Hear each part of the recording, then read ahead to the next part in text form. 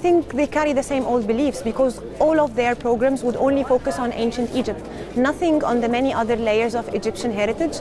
That's one thing. For thousands of years, King Tutankhamun has fascinated the world. His golden mask, his treasure-filled tomb, his name echoing like a whisper through the desert sands. But while the glittering relics dazzled millions, the real story remained hidden inside his body. In 2010, a group of scientists dared to do what no one before them had done: extract DNA from Egypt's most famous boy king. The results would shock even the most experienced Egyptologists. For within the fragile genetic code of Tutankhamun lay a secret so disturbing, it forced historians to question everything we thought we knew about the Pharaoh, his dynasty, and the empire he inherited. This is the story of Tutankhamun's DNA, and the family secret it revealed. Tutankhamun was never meant to be the most famous pharaoh. He came to the throne at just 9 years old, a fragile child surrounded by priests, generals, and courtiers who controlled his every move. His reign lasted barely a decade. By 19, he was dead, buried hastily in a tomb far smaller than one fit for a king. Yet that tomb, uncovered by British archaeologist Howard Carter in 1922, changed history. For the first time, the modern world looked directly into the eyes of a pharaoh, staring through the gold and jewels into the face of a boy who had ruled one of the greatest civilizations on Earth. The discovery sparked global fascination. Newspapers declared it the greatest archaeological find in history. Tut's golden mask became an icon, traveling the world in exhibitions that drew millions. But with that fame came myths. The so-called Curse of the Pharaohs was said to strike down anyone who disturbed his tomb. Whispers of mysterious deaths and unexplained accidents followed Carter's team. Still, the legend of Tutankhamun grew, turning him into the most recognized name of ancient Egypt. Yet behind the glitter was a mystery. Who exactly was Tutankhamun? His family tree was more tangled than any dynasty before or after. Some said he was the son of Akhenaten, the radical pharaoh who tried to replace Egypt's gods with the worship of one sun deity. Others claimed Tut was a distant branch of the royal line, perhaps even the child of a concubine. For centuries, the truth remained locked in speculation, written only in faded hieroglyphs and incomplete records. This is why DNA testing mattered. If Tut's genetic code could be unlocked, it might finally answer the questions that had haunted Egyptology for decades. Was he Akhenaten's son? Was Nefertiti his mother? And perhaps most important, why did he die so young? When scientists at last managed to extract DNA from his mummified remains, the results would reveal answers darker than anyone had imagined. For what they discovered was not just a family tree, it was a family tragedy. The moment of revelation came after years of painstaking work. Scientists fought contamination, degraded tissue, and centuries of decay. But slowly, fragment by fragment, Tutankhamun's DNA began to speak.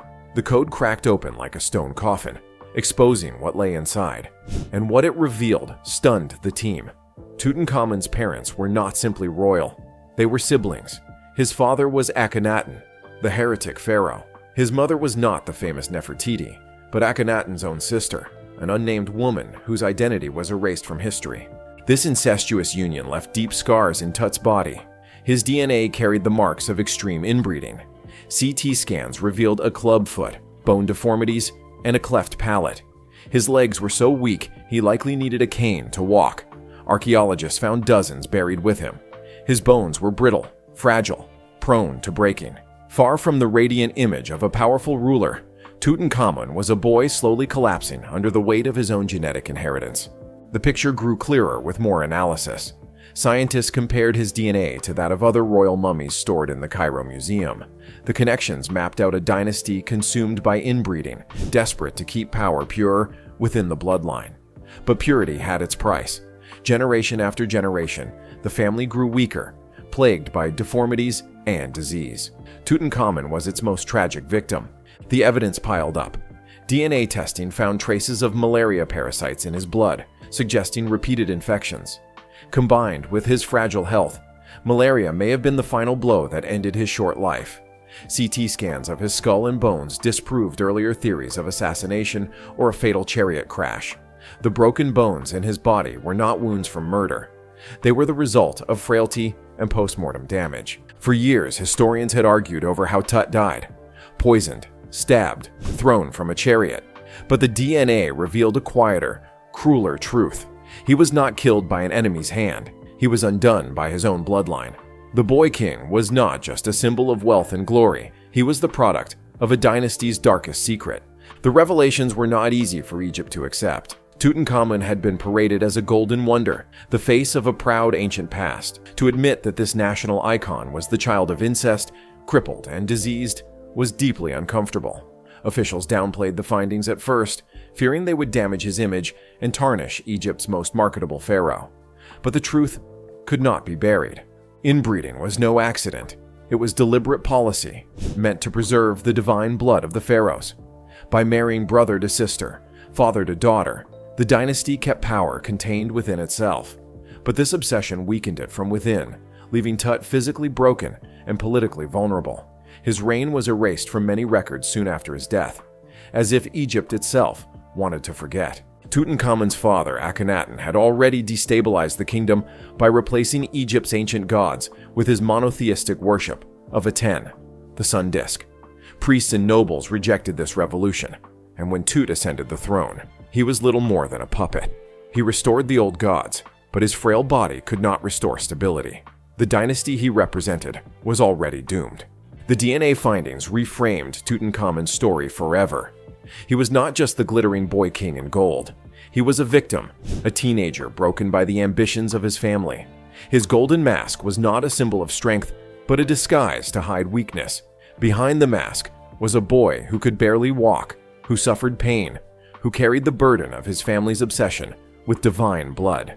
And yet, his story is not fully finished. DNA opened one coffin of secrets, but many more remain. Do other royal mummies carry similar genetic scars? Could further testing rewrite not just Tut's story, but the entire history of Egypt's golden dynasties? The past is still whispering through the bones, waiting for new science to listen.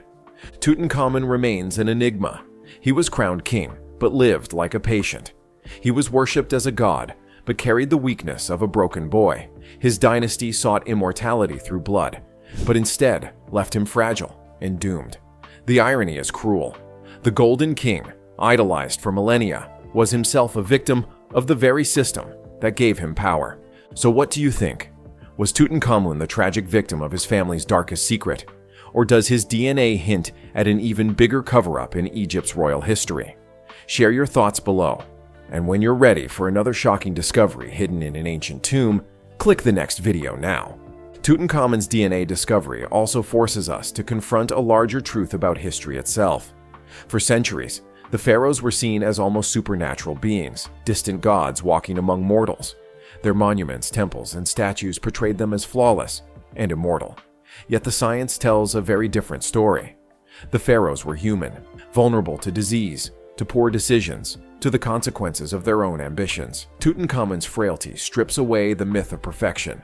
His DNA reminds us that behind every mask and every monument was a person of flesh and blood, carrying the same flaws and weaknesses as the rest of us. This doesn't diminish his legacy. If anything, it makes it more powerful. For Tut was not a god, but a boy who bore the crushing weight of divine expectation and paid the ultimate price for it. What makes his story even more haunting is how it mirrors the fragility of civilizations themselves. Egypt's new kingdom seemed unstoppable, yet within a few generations, its glory dimmed. Just as inbreeding weakened Tut's body, corruption and obsession with power weakened the empire. Dynasties rise, dazzle, and fall, leaving only fragments behind. Tutankhamun's DNA is more than a medical record. It is a warning. It shows how even the greatest empires can collapse from within, undone not by enemies at the gates, but by secrets hidden in their foundations. The Boy King's bones tell a story not just of Egypt, but of all humanity.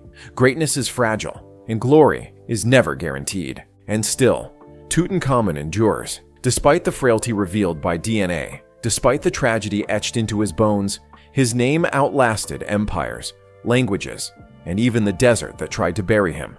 His tomb, discovered by chance after centuries of silence, made him immortal in a way his dynasty never intended. He became the bridge between ancient mystery and modern science, the proof that no secret stays hidden forever. When we gaze at his mask today, knowing the suffering behind the gold, we are not just looking at a relic. we are looking at the resilience of human memory. Tut's story teaches us that history will always find a way to speak, whether through monuments of stone, whispered legends, or the fragile code of DNA sealed in the bones of a long-dead boy king.